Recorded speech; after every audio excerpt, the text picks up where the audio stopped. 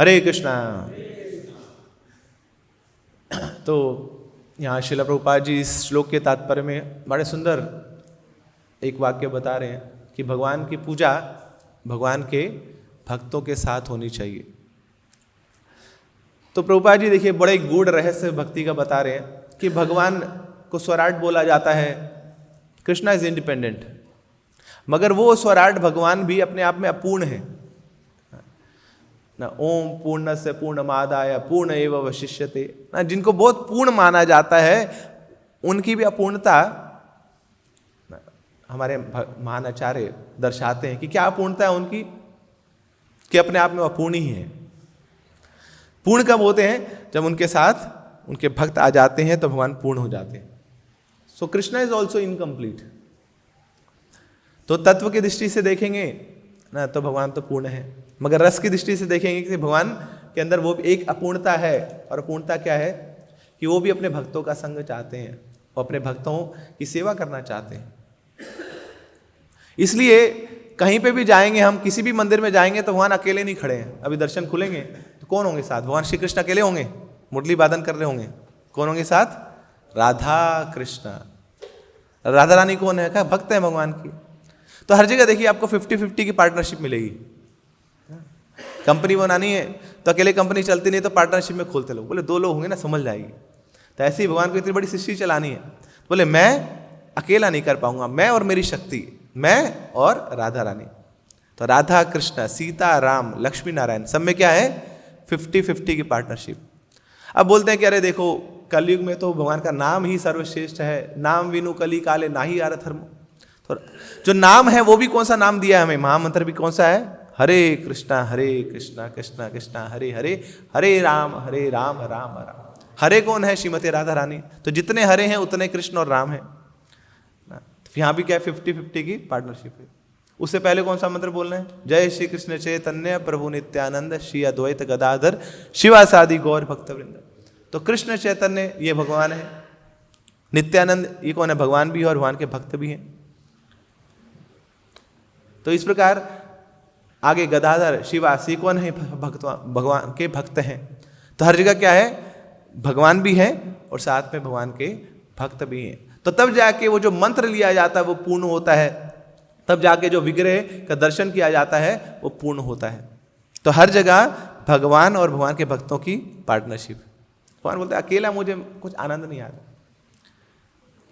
इसलिए भगवान जब यहाँ पे आते हैं, धरा धाम पे भी आते हैं, तो अकेले नहीं आते। किसके साथ आते हैं? सांगो पांगस्त पार्षदम, सबके साथ आऊंगा। बच्चा बोलता है मम्मी मेरे को ना पिकनिक पे जाना है। अच्छा कौन जा रहा है पिकनिक में?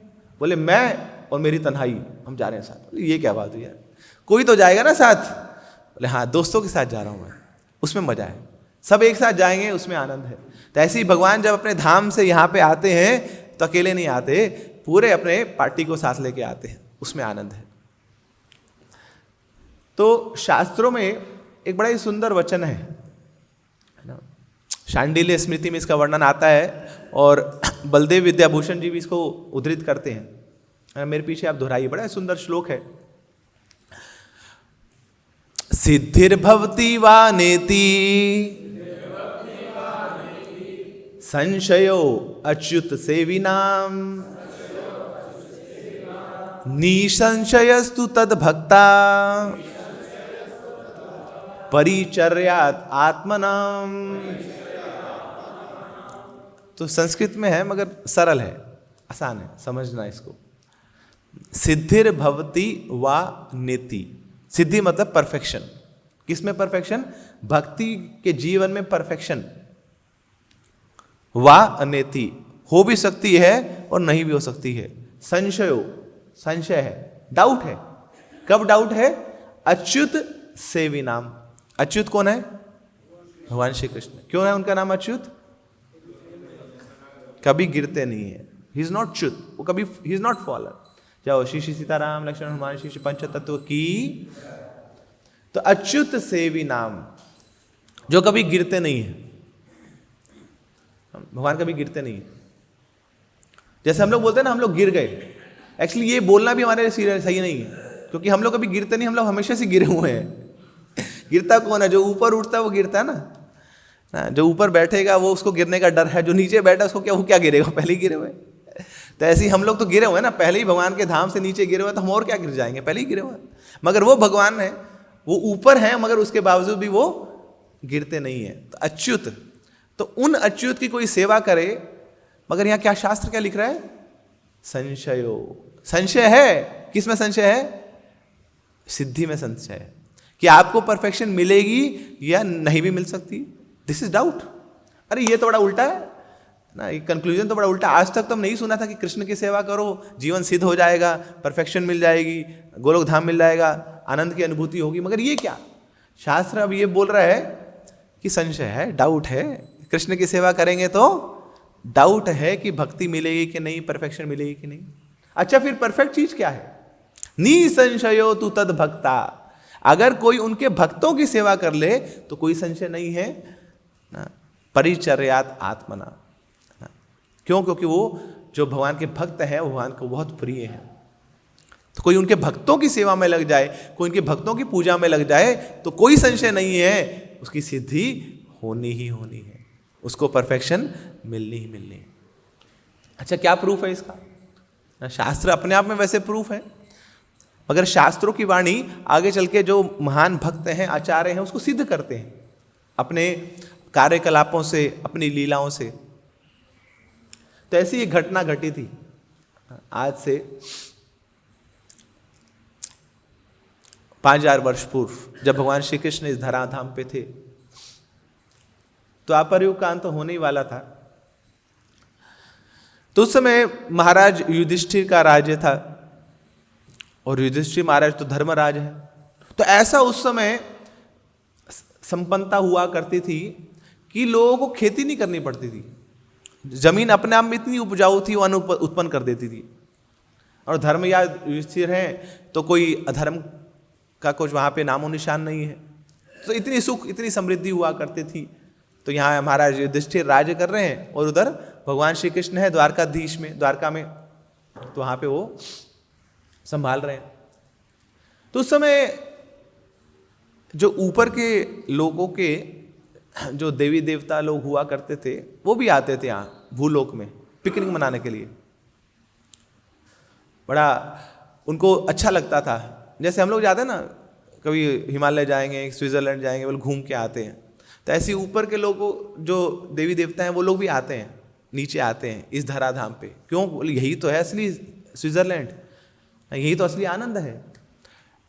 क्यों? क्योंकि देवी देवता भी ये गान करते हैं, ये प्रार्थना करते हैं भगवान से, ना यत्र वैकुंठ कथा सुदापका, ना साधवो भागवतस्तदाश्रया, ना यत्र नारायण पाद पंकजा, स्मृति प्रमुष्टा अतिशय इंद्रिय उत्सवा। अरे ऐसे सुरेश लोकों में रहने का क्या फायदा जहां पे हरि नाम की नदियां नहीं बहती, जहां पे हरि कथा का गान नहीं होता। धिक्कार है ऐसे सुरेश लोकों में, धिक्कार ऐसे ब्रह्मलोक पे, धिक्कार ऐसे स्वर्ग लोक पे। थूकते हैं हम ऐसे लोकों पे। हमें तो कहाँ जाना है? हमें तो वहां पे जाना है जहां पे हरि नाम हो रहा है, जहां पे हरि कथा हो रही है। और वो कहां पे होता है? भारत भूमि ते होले मनुष्य जन्मार। अरे इस भारत भूमि पे कथाएं चलती हैं। तो वो देवी देवता भी लाइन लगा के खड़े रहते हैं, कब हमारा नंबर आएगा, हम भूलोक पे आएंगे। मगर सारे देवी देवता केवल हरि कथा सुनने नहीं आते हैं। जैसे कुछ लोग मंदिर आते हैं ना, इसलिए नहीं आते कि मंदिर में हरि कथा होती है, बोले शांति है यहाँ, साफ सुथरा है एकदम। एक हमारी मैडम थी, प्रोफेसर थी, सीनियर प्रोफेसर। तो उसको पता लगा कि ये लड़का ना जाता है आजकल इस्कॉन बहुत जाता है। तो मेरे को बोलती है, अरे मैं भी गई तुम्हारे मंदिर। मैंने कहा मैम बहुत अच्छा है, बड़ा अच्छा लगा होगा आपको। बोले बहुत अच्छा लगा। मैंने कहा क्या अच्छा लगा आपको? बोले वहाँ का जो फर्श था ना बड़ा चिकना था, बाकी मंदिरों में जाते हैं ना ऐसी गंदगी होती है, छी छी छी, मन ही नहीं करता है। आपका मंदिर बड़ा अच्छा होता है, साफ सुथरा रखते हैं आप। तो ऐसे ऊपर के देवी देवता यहाँ नीचे के लोगों में इसलिए भी आते हैं, बोले अच्छा है, साफ सुथरा है ना, लोगों की चेतना यहाँ पे सुरेछी है। द्वापर युग का समय है तो आते हैं, घूमने आते हैं। तो गंधर्वों का राजा था चित्रसेन, उसका भी मन किया कि मैं आता हूँ हिमालय में, जाता हूँ और वहाँ थोड़ी अपनी अप्सराओं के साथ थोड़ा विहार हो जाएगा, थोड़े घूम फिर लेंगे हम लोग। तो हिमालय की तलहटी पे अलकनंदा नदी में ये चित्रसेन आया था रात के समय, और वहाँ अप्सराओं के साथ केलियां कर रहा है, जल केलियां कर रहा है। तो पूरी रात बीत गई। अब उस समय जब जा रहा था तो जाते जाते ने जैसे कुछ खान पान कर लिया, पेट भर लिया। अब उसके बाद कुछ और चाहिए, माउथ फ्रेशनर चाहिए। तो वो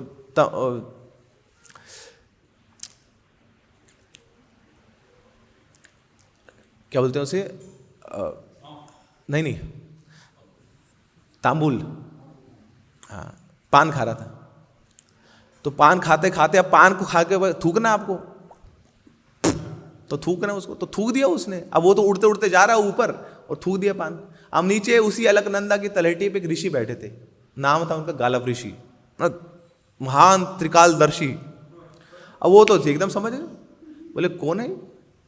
अब वो ब्रह्म मुहूर्त का समय था। अब देवी देवता तो ऐसी है, रात रूत को आए, निकल के चले गए। अब जो बाकी सब लोगों के लिए सोने का समय होता है, तो भक्तों के लिए जागने का समय होता है। या निशा सर्वभूतानाम तस्याम जागृति संयमी। तो ये तो महर्षि हैं, संत हैं, तो ब्रह्म मुहूर्त के समय जा रहे हैं अब अर्घ्यांजलि अर्पित करने के लिए।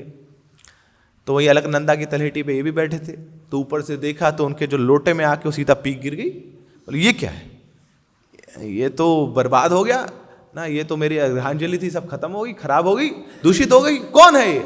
तो तुरंत पहचान पाए, बोले ये है चित्रसेन, गंधर्वों का राजा चित्रसेन, इसने गड़बड़ करी है सब। अब ऋषि मुनियों के पास सिद्धियां तो बहुत होती हैं, वहीं शाप दे सकते थे उसको, मगर अपनी एनर्जी स्पेंड नहीं करी। बुद्धि भी थी, थोड़ी सहनशीलता भी थी। अब जैसे कोई बच्चा होता है ना, जब माँ बाप सामने हो तो अपने पैसे खर्च नहीं करेगा, बोले ये है ना, यही खर्च करेंगे, मुझे क्या जरूरत है। अब ऋषि है, जानता है मेरे पास सिद्धि है, मगर सामने द्वारकाधीश है ना, बड़े पापा हैं, उनके पास जाता हूँ, वही करेंगे इसका काम। तो अपनी सिद्धि को उसका उपयोग नहीं किया, तो सीधा चले गए द्वारका में, एकदम आग बबूला होके। वहाँ सीधा जोर जोर के दरवाजा खड़का रहे हैं महलों का।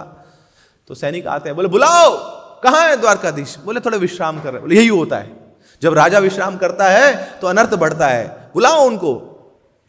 तो वहां पहुंचे गालव ऋषि, पूरे एकदम आग बबूला हो रखे, पूरे लाल हो रखे हैं गुस्से में। सामने आते हैं, भगवान आते हैं, प्रणाम करते हैं। ओ महर्षि, मेरा तो आज भाग जाग गया, आप आए हमारे दर पे, क्या बातें कर रहे हो, क्या प्रणाम कर रहे हो तुम। तो प्रणाम स्वीकार नहीं किया उसने, भगवान प्रणाम कर रहे हैं, वो प्रणाम स्वीकार नहीं किया। बोले महर्षि कुछ भोजन कुछ आपको अर्पित करें हम। कुछ नहीं खाना, सब जल रहा हूं मैं अंदर से। हुआ क्या ना, कुछ बताइए तो सही, क्या होना है। अनर्थ हो रहा है, साधु महात्माओं के प्रति उनका कोई सम्मान नहीं हो रहा है, अनर्थ हो रहा है, उनकी अर्घांजलि में पीक फेंकी जा रही है, सब दूषित हुआ जा रहा है।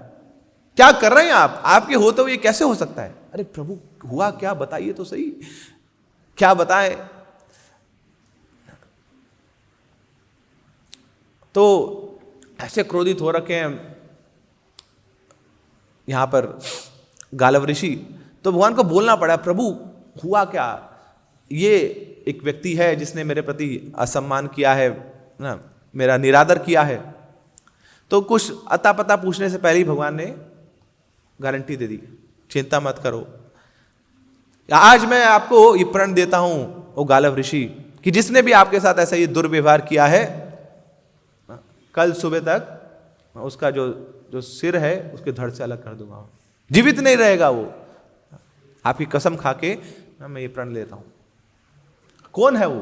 तो तब जाके गालव ऋषि बताते हैं कि हाँ, वो गंधर्वों का राजा चित्रसेन, उसने ऐसा दुर्व्यवहार किया मेरे साथ। तो यहां पे अब तो भगवान तैयारियां शुरू कर रहे हैं, बोले अब देखते हैं कहां ढूंढता हूं इसको। अब इतने में वहां पहुंच जाते हैं नारद मुनि, स्पिरिचुअल कैटलिस्ट हैं वो तो, नारायण नारायण। तो वहां पहुंच गए और जाके सीधा भगवान के पास जाते हैं, बोलते भगवान क्या हुआ, बड़े बड़े ना दुखी लग रहे हैं आप, क्या हो गया। बोले क्या बताएं, ऐसा यहाँ द्वापर युग में भी ऐसा प्रतीत हो रहा है कि कलयुग आ गया, कोई सम्मान नहीं हो रहा है ऋषि मुनियों का ना, उनके अर्घ में उनके जो पूजा की सामग्री है उसको दूषित किया जा रहा है। किसने किया प्रभु, ये चित्रसेन ने किया। अब चित्रसेन तो नारद मुनि के दोस्त हैं, ऊपर ही घूमते रहते हैं लोग ना, गंधर्व लोग और ये सब देवी देवता आपस में पूरी इनकी संधि रहती है। तो अब नारद मुनि समझाते हैं भगवान को, अरे प्रभु देखिए, कुछ किसी ने ना पान की थूक कहीं फेंक दी, ये कितना बड़ा अपराध है, इतना बड़ा अपराध हो गया कि आप उसको मृत्यु दंड दे देंगे। अरे सोचिए, गलतियां तो होते रहते, तो गाने बजाने वाले लोग हैं, अब ये तो अपने भोग ऐश्वर्य में लिप्त रहते हैं, गाया बजाया, थोड़ा खाया पिया, थोड़ा घूमे अप्सराओं के साथ, इनका तो काम यही है। मगर प्रभु कभी कभी अपने कंठ से आपके कीर्तन भी कर देते हैं लोग ना, तो वो भी लोगों को बड़ा मधुर लगता है ना, तो इतना बड़ा दंड तो नहीं देना चाहिए इस बेचारे बालक को। दोस्त है अपना, छोड़ दो उसको। नहीं नहीं नहीं नारद मुनि, है ना, हमने ये प्रण ले लिया है, कसम खा ली है। अब नारद मुनि दौड़े दौड़े जाते हैं अपने विमान से, अब आते हैं वो चित्रसेन के पास। अब चित्रसेन बड़ा खुश है, घूम के आया पिकनिक से पूरे नाइट ड्यूटी करके आया है। तो नारद मुनि पहुंच गए सुबह सुबह, तो प्रणाम करता है नारद मुनि को, प्रभु आप आए हमारे द्वार, क्या क्या ना खुशखबरी लेके आए? खुशखबरी, बहुत बड़ी खुशखबरी है ना, ऐलान हो रहा है वहां पर, रथ सज रहे हैं। बोले हुआ क्या प्रभु? बोले कुछ नहीं, काल आने वाला है। बोले काल? मेरा काल? मेरा काल? यमराज आने वाले हैं? कहाँ है यमराज? मुझे तो दिख नहीं रहे। तो नारद बोले बेटा यमराज नहीं, यमराज के जीजा जी आने वाले हैं, पता लगेगा तुम्हें। अरे क्या हुआ? क्या हुआ प्रभु? अरे क्या बताएं, तुम तो पूरी न कहानी बताते हैं, कहाँ गए थे तुम, सारा देख लिया हमने, सीसीटीवी कैमरे में रिकॉर्ड हो गया। कहाँ तुम घूम रहे थे अलकनंदा के पास अप्सराओं के साथ, कहाँ तुमने थूक फेंकी और थूक जाके गिरी वो गालव ऋषि के लोटे में, और पूरा जो अर्घांजलि थी तुमने उसको दूषित कर दिया। अब हुआ क्या? बोले अब गालव ऋषि मुझे मारने वाले? नहीं ना, गालव ऋषि सीधा पहुंचे द्वारकाधीश के पास। द्वारकाधीश ने ठान लिया है, कसम खा ली है, तुम्हें मार के रहेंगे। अभी तो रोने लगे होंगे, जोर जोर से आंसू बहाने लगे। अब सोचिए, दुनिया मारे तो राम बचाए, अब राम मारे तो कौन बचाए ना? मारे कृष्ण राखे के, राखे कृष्ण मारे के। दुनिया मारती है तो भगवान के पास आते हैं, उनके चरणों में आते हैं ना, एक तू ही सहारा कृष्ण हमारा। मगर अब कृष्ण ही मारने को तुले हैं, राम ही मारने को तुले हैं, तो कहाँ जाए बेचारा? तो जोर जोर से रोने लगे। तो नारद मुनि बोलते हैं, बेटा प्रभु देखा क्या कर रहा है तू, अभी से रो रहा है ना, अभी तो 24 घंटा है तेरे मरने में, अभी से भी रो रहा है तू। बोले क्या करूं नारद मुनि, फंस गया मैं, क्या करूं मैं? नारद मुनि बोलते तब नहीं याद आ रहा था ना, जब तू वहां रंगरलिया मना रहा था ना, तब भूल चुका था तू। यही हालत होती है, भोग ऐश्वर्य प्रसक्ता नाम दया अपरित चेतसाम व्यवसात्मिका बुद्धि समाधो न विधियेत। जो लोग भोग और ऐश्वर्य में लिप्त रहते हैं, भूल जाते हैं अपने असली धर्म को। क्या करूं मैं, क्या करूं? सीधा जाके नारद मुनि के चरणों में गिर जाता है, जोर जोर से बचाओ बचाओ नारद मुनि बचाओ मुझे, न मरना नहीं चाहता हूं मैं। तब नारद मुनि उपदेश देते हैं, बोलते हैं चित्रसेन ये तुम्हारा हाल नहीं है, पूरी दुनिया का ये हाल है। चित्रसेन बोलता नहीं नहीं मैं मरना नहीं चाहता। बोले सभी बोलते हैं मरना नहीं चाहता। बोले मैं जीना चाहता हूं। बोले हाँ सब जीना चाहते हैं, मरना कौन चाहता है? मगर जब सिर पे आन पड़ती है तभी याद आती है भगवान की, तभी याद आती है भक्तों की। उससे पहले क्या? अरे भगवान इतने कृपालु हैं, तुम जैसे लोगों के लिए इन्होंने अपना नाम दिया है। मगर आश्चर्य है कि इतना सुंदर हीरा दिया भगवान ने, इतना सुंदर उपहार दिया, तुम लोग उसका लाभ उठा नहीं पाते हो। आश्चर्यम एतद्धि मनुष्य लोके सुधाम परित्यज्य विषम पिबन्ति नामानि नारायण गोचराणि त्यक्त्वा न वाचा कूका पठन्ति। महाराज कुलशेखर बताते, बोले कितना आश्चर्य है ना, कितना सुंदर भगवान का नाम है, उसको छोड़ के लोग पता नहीं कुछ भी क्या क्या पै कू कू कू कू की करते रहते हैं बस, है ना। क्या है ये? सुधाम परित्यज्य विषम पिबन्ति। लोगों के पास भगवान ने अमृत दिया है, लोटे में अमृत पान करने के लिए हर रोज दिया है, मगर नहीं, लोग बोलते नहीं हमें अमृत नहीं चाहिए, हमें जहर दे दो, हम जहर पिएंगे। क्या है ये अमृत? नामानि नारायण गोचराणि। ये जो भगवान का नाम है, सुंदर नाम है, ये अमृत के तुल्य है। और हर रोज प्रतिदिन भगवान ने हमें मौका दिया है इस अमृत रूपी हरि नाम को पीने का, मगर हम बोलते हैं नहीं, हरि नाम इज द लास्ट प्रायोरिटी।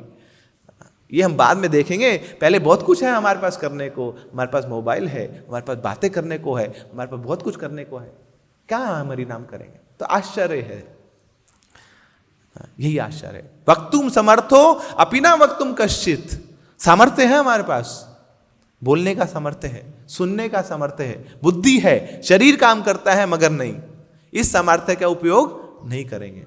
अहो जनानाम व्यसनाभिमुख्यम, तो कहां पे लगा रहे हैं लोग अपना सामर्थ्य? व्यसनों में लगा रहे हैं, उल्टी सीधी बातों में लगा रहे हैं, पाप कार्य में लगा रहे हैं। और फिर यही होता है, एक दिन ना वो घंटी बजती है, काल की घंटी बजती है, काल रिको हंती पुरुषा जमा, वो काल रूपी भेड़िया आता है और सब कुछ हरण करने लग जाता है, और तब हम बोलते हैं बचाओ बचाओ। तो यही हाल हो चुका है तुम्हारा चित्रसेन, अभी भी मौका है। मगर अब ये तो रहे भक्त नारद मुनि, चाहे जितना भी उपदेश दे लें, अंदर हृदय तो बड़ा ही कोमल है, चाहे ऊपर से कितने भी कठोर हो लें, मगर सामने वाले की व्यथा को देख के एक भक्त का हृदय तो द्रवित हो जाता है। तो दुखी व्यक्ति का दुख उसको भी दुख देता है। तो यहां नारद मुनि केवल उपदेश दे नहीं पाए, उसकी जो आर्थ व्यथा है उसको दूर करने के लिए भी नारद मुनि बोलते चिंता मत करो, प्लान है मेरे पास। क्या प्लान है नारद मुनि, आप बताओ, आप तो उन्हीं की पार्टी के हो, आप जानते होंगे, कोई कार्ड जानते होंगे आप, मुझे बताइए कैसे बचना है। तब नारद मुनि बोलते हैं जाओ चित्रसेन, नीचे जाओ, वहां जमुना के तट पर तुम जाओ रात के समय में, अमावस्या के दिन, और वहां पे एक स्त्री आएगी, वो स्त्री तुम्हें अभेदान देगी, उसको कुछ बोलना मत, बस एग्रीमेंट साइन करा लेना कि मुझे बचा लो, वो स्त्री तुम्हें बचाएगी। अब इसमें जो उत्साह आया था कि नारद मुनि मुझे बचाएंगे, वो सारा उत्साह खत्म हो गया। बोले नारद मुनि कैसी बातें कर रहे हैं आप, एक औरत मुझे बचाएगी? अरे वो साक्षात चक्रपाणी, उदार पाणी, सारंग पाणी, जो अनंत है, जो अखंड है, जो अछेद है, जो अभेद है, जो सारे देवी देवता जिनकी पूजा करते हैं, शेष महेश गणेश दिनेश सुरेश के द्वारा जो पूजित हैं, वो उन्होंने जो यहां प्रतिज्ञा ली है उसका काट ये स्त्री है जो अबला होती है, ये स्त्री मुझे बचाएगी। नारद मुनि मजाक का समय नहीं है, बाद में कर लेना मजाक, अभी क्यों आप ना जले में घी डाल रहे हो? मैं आपको कुछ प्रार्थना कर रहा हूं, मुझे बचाओ, और आप और मेरे मजे ले रहे हो, एक स्त्री कैसे बचाएगी? नारद मुनि बोलते यही दिक्कत है, यही प्रॉब्लम है कि लोगों का भक्तों में विश्वास नहीं है। पूरी दुनिया में विश्वास करेंगे, मगर एक भक्त में विश्वास करना उनका बड़ा कठिन हो जाता है। तब अपने बुद्धि लगाते हैं लोग, हम ऐसा हो जाएगा, ऐसा कर लेंगे, ऐसा करेंगे। मैं बोल रहा हूं ना, जो बोल रहा हूं वो करो। अब बेचारा मरता क्या ना करता, और कोई उपाय तो है नहीं, सामने भगवान मारने वाले हैं, तो एक आशा दिख रही है नारद मुनि के रूप में। तब नारद मुनि बोलते हैं तो चला जाता बेचारा, तो रात होने से पहले शाम को ही पहुंच जाता है। अब पूछा था नारद मुनि से करना क्या वहां पे, नारद मुनि बोले जो अभी कर रहे हो वही करना है, रोना है, बस थोड़ा वॉल्यूम बढ़ा लेना, जोर जोर के रोना, दहाड़ दहाड़ के रोना वहां पे। तो जाके भी तो रोने लगे वहीं पे, अभी शुरू कर दिया, शाम को ही रोना शुरू कर दिया। अब नारद मुनि वहां से पहुंचते हैं सीधा महाराज युधिष्ठिर के महल में। युधिष्ठिर महाराज जब देखते हैं नारद मुनि को तो ऐसे खुश हो जाते हैं कि अब तो मेरा मंगल आ गया मेरे जीवन में, दर्शने पवित्र करो यही तुम्हार गुण। अरे आप जैसे संत महात्माओं का जब दर्शन हो जाता है ना, तो वही हमारा हृदय मंगल हो जाता है, हृदय शुद्ध हो जाता है।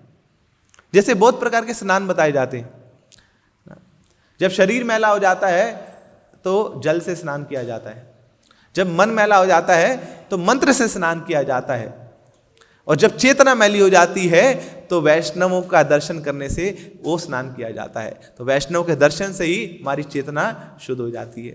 तो ऐसे वैष्णव का दर्शन मुझे मिल जाता है ना, तो सचमुच में लोग मुझे धर्मराज बोलते हैं, मगर मैं धर्म का पालन क्यों कर पा रहा हूं? क्योंकि आप जैसे वैष्णव का संग मुझे मिलता है। तो नारद मुनि बताइए क्या क्या आदेश है मेरे लिए? नारद मुनि बोलते हैं अभी इस बार तुमसे मिलने नहीं आया। ओ सुभद्रा कहाँ है? उससे मिलने आया हूं। तो सीधा सुभद्रा माने के महल में ले जाते हैं, तो जोर से नारद मुनि बोलते हैं भद्रे भद्रे। तो तुरंत सुभद्रा महारानी दौड़ दौड़ के आती है और नारद मुनि के चरणों में आके प्रणाम करती है। नारद मुनि क्या सौभाग्य मेरा, आज आप आए हैं मेरे पास, बताइए क्या क्या मैं आपकी सेवा कर सकती हूँ? तो नारद मुनि बोलते हैं कि अरे मेरी तो क्या सेवा करेंगे आप, मैं तो भगवान का भक्त हूं और तृप्त हूं मैं भगवान की सेवा में, मुझे कुछ नहीं चाहिए, मुझे कोई आवश्यकता नहीं है, मग्न हूं मैं। जैसे प्रहलाद महाराज बोलते ना, नैवो द्विजे पर दुरत्यास तरन्यास त्वदवीर गायन महामृत मग्न चित्ता। अरे भगवान मुझे कुछ नहीं चाहिए आपसे, क्यों? क्योंकि मैं मग्न हूं आपकी कथाओं का गान करने में। I am very happy in singing the glories of your heroic activities. मुझे और कुछ चीज की आवश्यकता नहीं है, मगर मुझे दुख है तो इन लोगों का, मुझे मांगना है तो इन लोगों के बारे में जो सोचे ततो विमुख चेतसा, जो आपसे विमुख हो चुके हैं, इनका क्या होगा, इनका उद्धार कैसे होगा। ये सोच सोच के ही मेरा हृदय बड़ा द्रवित होता रहता है, मैं बड़े कष्ट में हूं, इन लोगों के लिए कुछ करिए, मेरे पिता के लिए कुछ करिए। तो ये प्रहलाद महाराज की प्रार्थना है। तो ऐसे ही नारद मुनि बोलते हैं कि अरे सुभद्रा, मुझे कुछ सेवा नहीं चाहिए आपसे, मैं तो सेवा करने आया हूं, मैं तो भक्त हूं ना, मैं तो दास हूं, दास तो सेवा करता है, मैं तो तुम्हारे लिए आया हूं।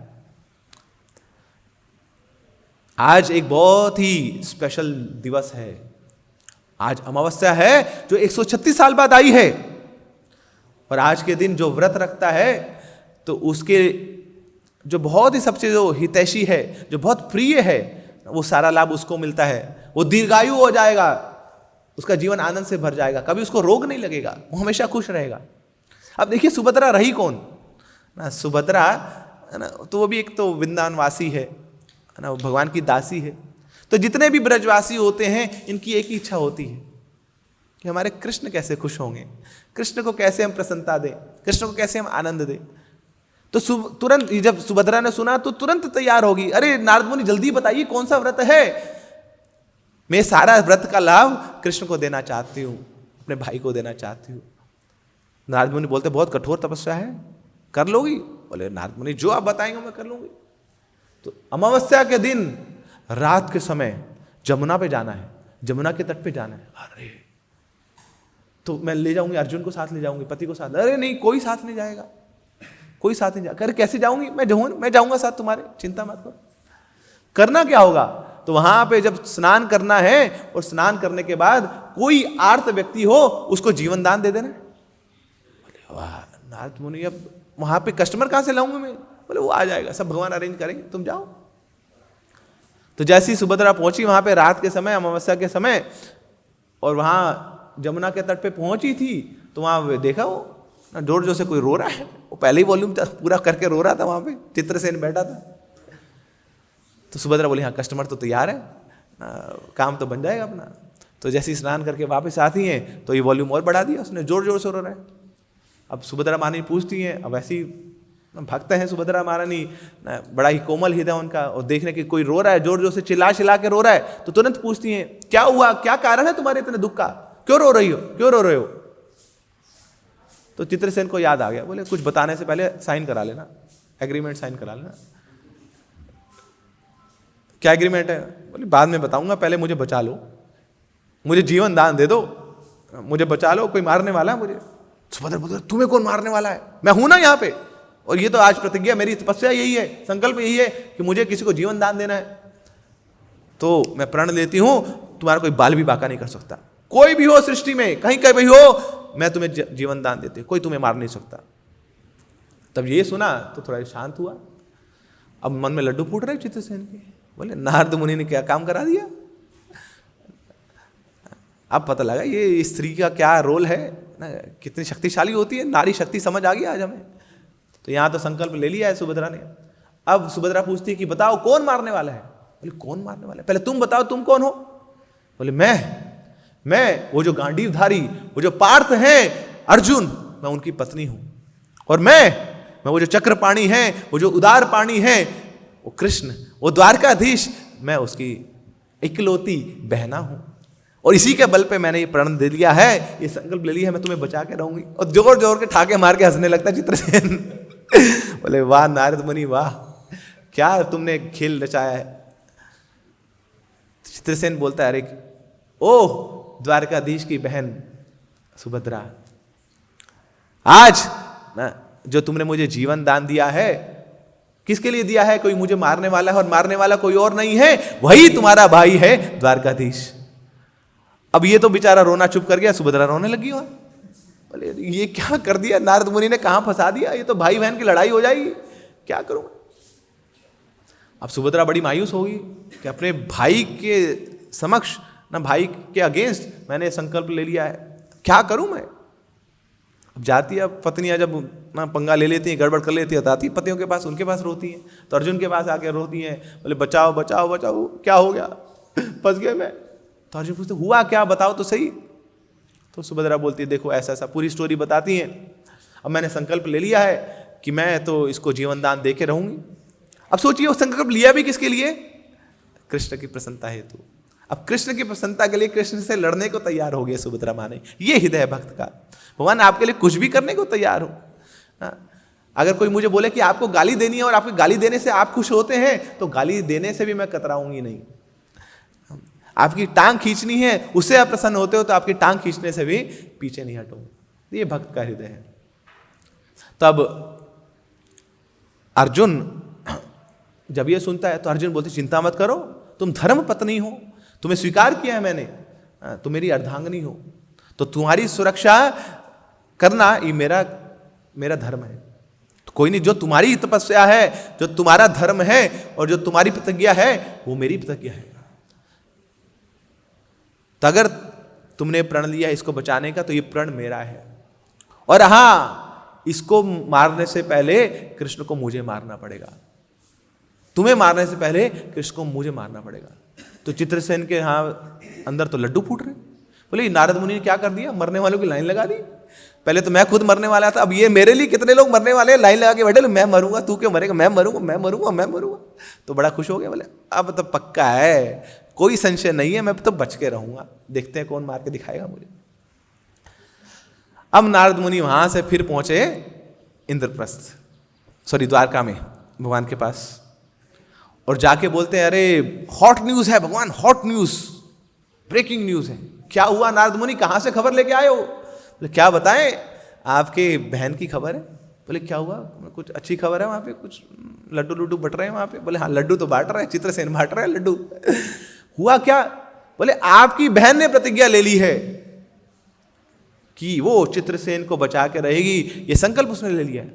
तो जैसे ही भगवान सुनते हैं बोलते बच्ची है क्या, कैसी बातें कर रही है, इधर मैंने संकल्प लिया हुआ है, मैंने वचन लिया हुआ मैं उसको बचा के रहूंगा, उसको मार के रहूंगा, और इसने संकल्प ले लिया कि वो चित्रसेन को बचा के रहेगी, ये क्या बातें चल रही है? तो नारद मुनि बोलते बोले हाँ बच्ची ने तो संकल्प लिया, बच्ची के पति ने भी संकल्प ले लिया है, वो भी मारने को तो। वही अर्जुन जिसको आपने शिक्षा दी थी, जिसको आपने गीता सुनाई थी, उसने संकल्प ले लिया है कि इस चित्रसेन को मैं बचा के रहूंगा। तब भगवान बोलते अरे जाके समझाओ उसको, किसी को बोलो, युधिष्ठिर को बोलो, जाके समझाए उस अर्जुन को, ना उस सुभद्रा को, पगला चुके हैं वो लोग, मुझसे लड़ना चाहते हैं। नानी बोलते जो आ गया प्रभु, हमारा तो काम है इधर उधर जाना, तो आप इधर उधर घुमाते रहो। तो नारद मुनि फिर वहां से चलते हैं, फिर पहुंचते हैं युधिष्ठिर महाराज के पास, उनको समझाते हैं कि देखो ऐसे भगवान ने बोला, इनको समझाओ। तब युधिष्ठिर महाराज पूरा वहां पे मंत्रालय बिठाते हैं, तो उनकी पेशी होती है अर्जुन और सुभद्रा की। अब सब है वहां पे, अब इवन गांधारी और धृतराष्ट्र वो भी बड़े उत्सुक हो जाते हैं कि ये हो क्या रहा है, समझ नहीं आ रहा हम किसकी साइड लें, कहां पे धर्म किस ओर हमें ले जाना चाहता है। तब युधिष्ठिर महाराज समझाते हैं कि देखो वो कृष्ण है, कृष्ण हमारे पालक हैं, कृष्ण हमारे रक्षक हैं, उनके साथ हम युद्ध कैसे कर सकते हैं। तब अर्जुन तर्क देते हैं, देखो युधिष्ठिर महाराज आपकी बातें सत्य हैं, आप धर्म का सहारा लेते हैं, आप जो बोल रहे हैं सत्य है, मगर हमारी बात भी तो सुनिए। आप खुद ही बताइए, एक व्यक्ति है जो किसी को मारना चाहता है, एक व्यक्ति है जो किसी को बचाना चाहता है, आप किसका साथ देंगे? आप बताइए। बोले हाँ शास्त्र तो, धर्म तो यही बोलता है कि जो किसी को बचाना चाहता है उसी का साथ देना चाहिए। तो बोलो आ जाओ, आप तो मेरी पार्टी की बातें कर रहे हो, उस व्यक्ति को मैं बचाना चाहता हूं, ये मारना चाहते हैं, तो कुछ गलत कर रहा हूं। तो मानने को तैयार नहीं अर्जुन, बिल्कुल प्रतिज्ञा लेके बैठे हैं कि इसको तो, चित्रसेन को तो मैं बचा के रहूंगा। अब तो फिर एक ही गति बची है, कृष्ण बोलते हैं बोले अब तो युद्ध होके रहेगा। इधर अर्जुन बोलते बोले करो युद्ध करो, बहुत युद्ध देखे हमने, कर लेंगे युद्ध। अब इधर भगवान श्री कृष्ण अपने रथ पे बैठते हैं, नंदी घोष रथ पे बैठते हैं। मगर उस समय जब युद्ध हुआ था तो लाखों लाखों करोड़ों करोड़ सैनिक थे जो दोनों पार्टी के साथ चले थे। मगर ये जो अब युद्ध होने वाला है, इस युद्ध में भगवान श्री कृष्ण के अलावा कोई और व्यक्ति है नहीं, कोई साथ देने को तैयार नहीं है। बोले इनके साथ कौन देगा, ये अर्जुन से लड़ना जा रहे हैं। वो अर्जुन जिनको इन्होंने शिक्षा दी है, वो अर्जुन जो इनके शरणागत है, उससे युद्ध करना जा रहे हैं, हम इनका साथ नहीं देंगे, सॉरी। तो सबने अपना पल्ला काट लिया, बोले हम नहीं जाएंगे इनके साथ। एक ही व्यक्ति था जो उनके रथ पे बैठा था, गालव ऋषि। बोले अपना मेरा पर्सनल मोटिव है भैया, मैं नहीं जाऊंगा तो भटक जाएगा, कि इधर उधर चला गया तो मेरा काम गड़बड़ हो जाएगा। तो गालव ऋषि रथ पे बैठ के जा रहे हैं आगे, और उधर से अर्जुन रथ पे बैठे हैं, सुभद्रा साथ बैठी और साथ में कोई नहीं आ रहा। बोले पंगे लेंगे क्या, भगवान से पंगे लेंगे, कृष्ण से पंगे लेंगे, हम तो नहीं आ रहे तुम्हारे साथ। तो अकेले यहाँ से अर्जुन सुभद्रा आ रहे हैं, यहाँ से श्री कृष्ण और गालव ऋषि।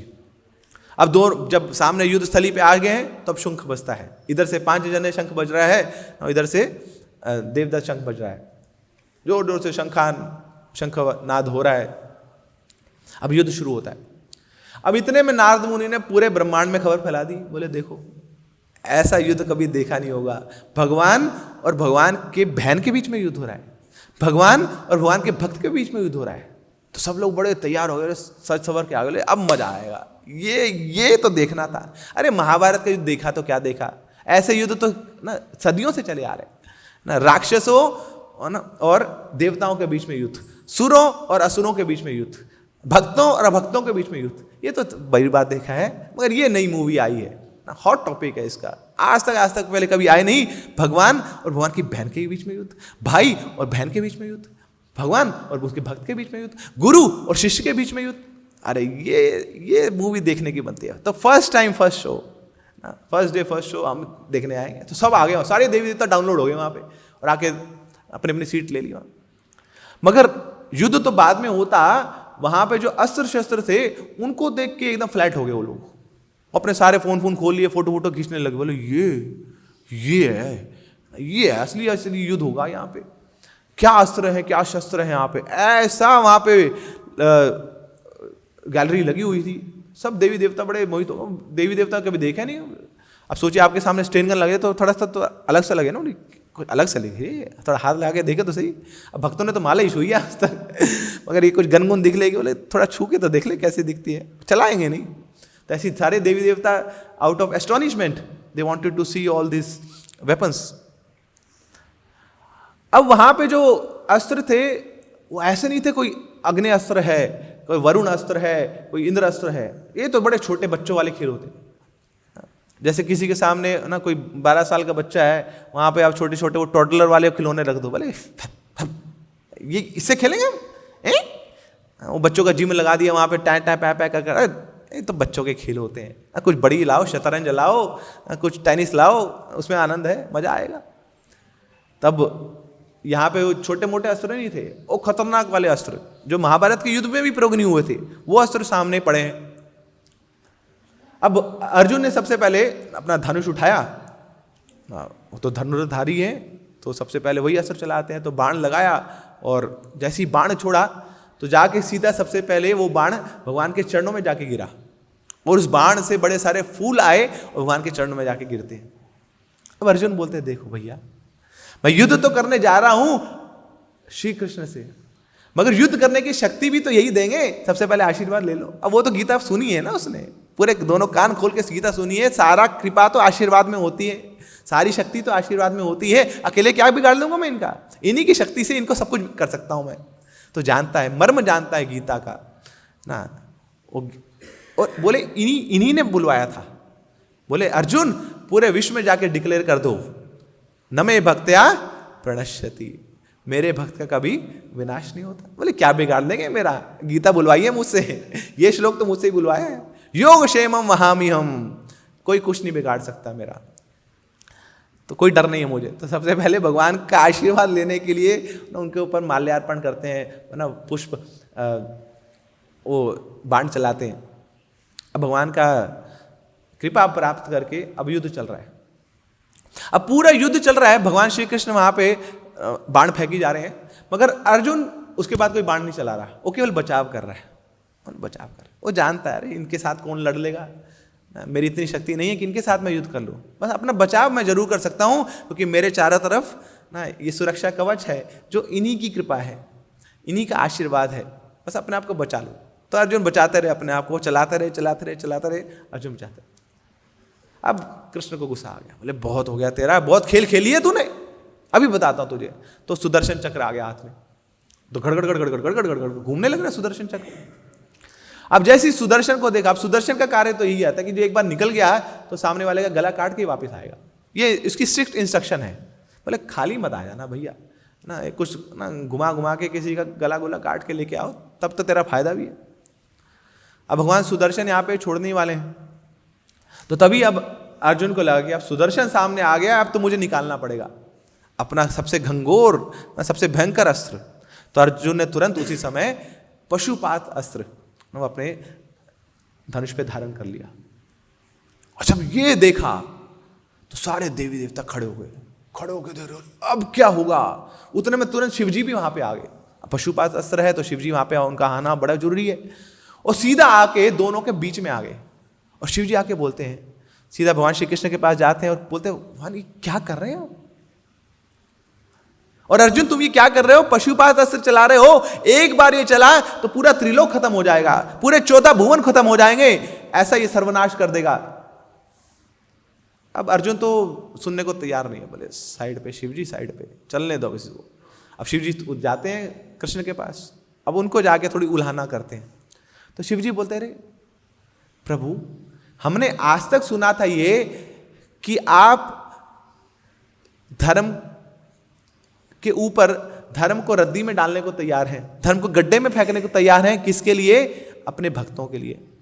कितनी बार हमने देखा कि आपके जो वचन है आप अपने वचनों को तोड़ने को तैयार हो, किसके लिए, अपने भक्तों के लिए, उनको सुरक्षा प्रदान करने के लिए। मगर आज हम क्या देख रहे हैं, आज आप अपनी प्रतिज्ञा पे इतने खड़े हो गए कि अपने भक्त को मारने पे तुले हैं। एक ऋषि के बोलने के नाते उसने क्या वचन आपसे मांग लिए, आप अपने भक्त पे प्रहार करने को तैयार हो गए, वो भी अपने इस सुदर्शन चक्र से।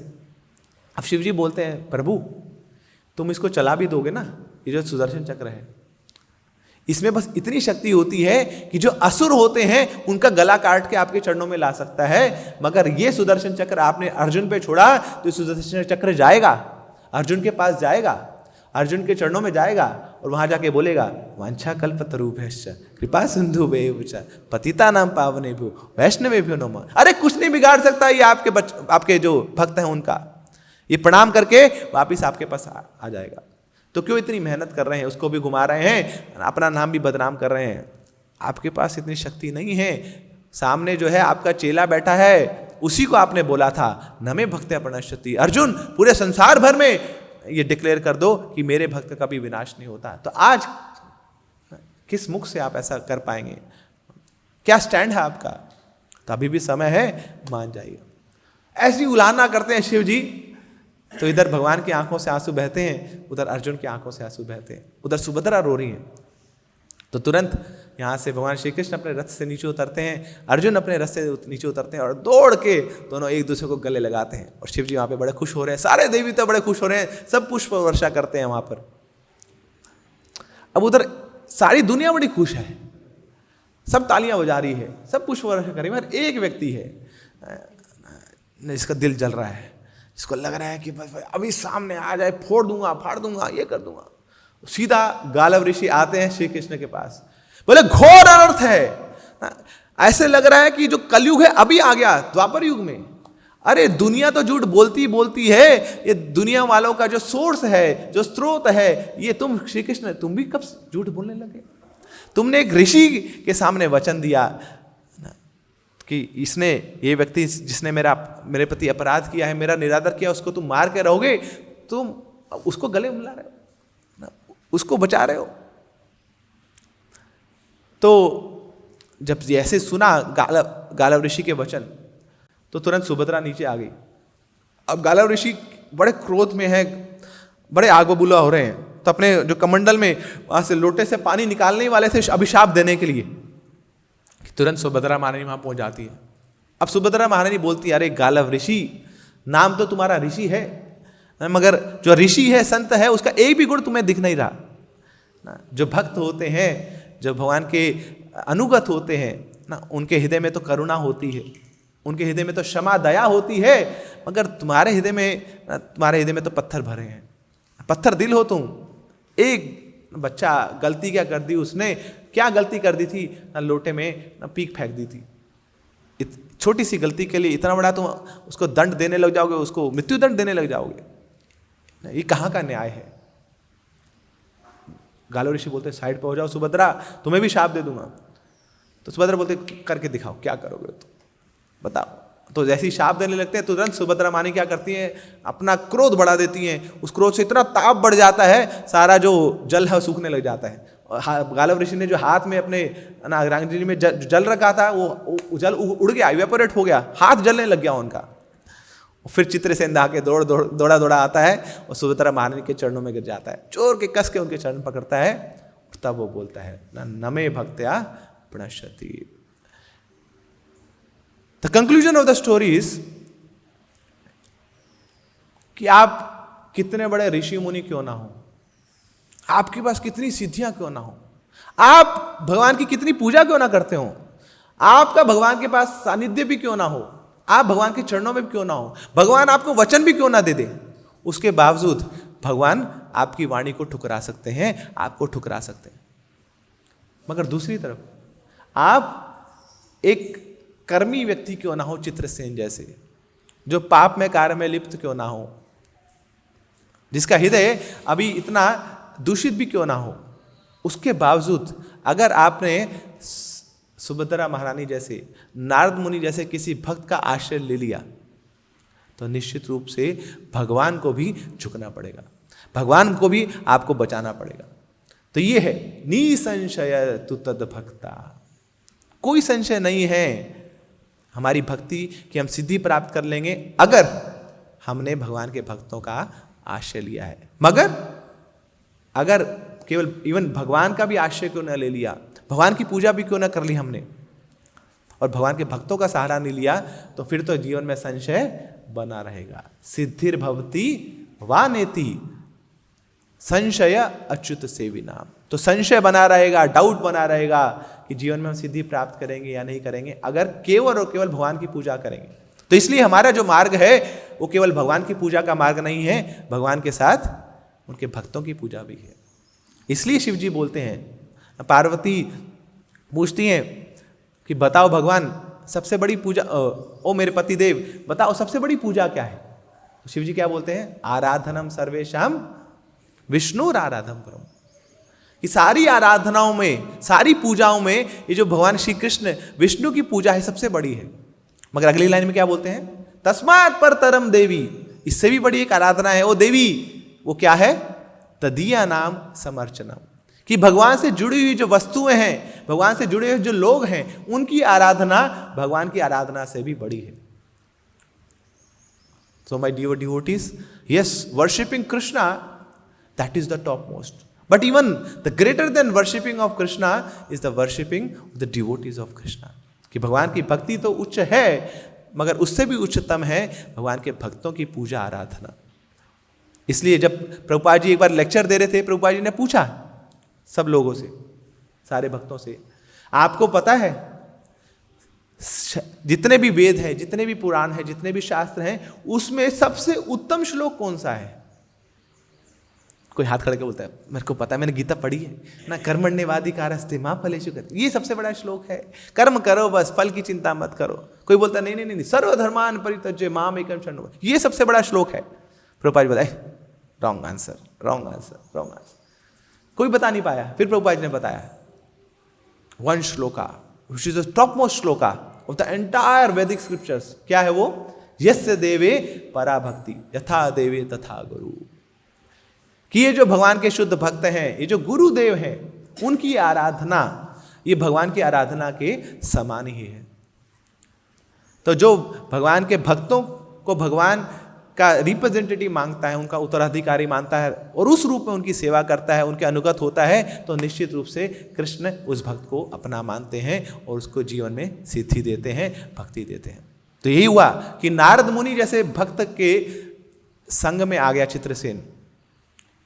हृदय मैला कुचैला था, कार्य बड़े ही कुकर्मी वाले थे, हृदय में दुर्भाव था, मगर उसके बावजूद एक भाव उसने अंगीकार कर लिया, भगवान के भक्त का चरणों का आश्रय प्राप्त कर लिया। और उस नारद मुनि ने क्या रचना कर दी, पूरी सृष्टि में ऐसा कोई व्यक्ति नहीं हुआ कि बाल भी बांका कर पाया। भगवान भी आए, उसको आके अपना माना। तो नारद मुनि ने केवल सुरक्षा नहीं करी चित्रसेन की, बल्कि भक्ति भी दी। तो ये भगवान के भक्तों का हृदय है, वो सबको भगवान के चरणों में लाना चाहते हैं और उनको भगवान से जोड़ना चाहते हैं, तो उनको सुरक्षा भी प्रदान करते हैं और उनके जीवन में जो आनंद देने वाली भक्ति है वो भी प्रदान करते हैं। ग्रंथराज श्री चैतन्य चरितामृत की, श्री कृष्णदास कविराज गोस्वामी पाद की, श्रील प्रभुपाद की, ताई गौर प्रेमानंदे। हरे कृष्णा।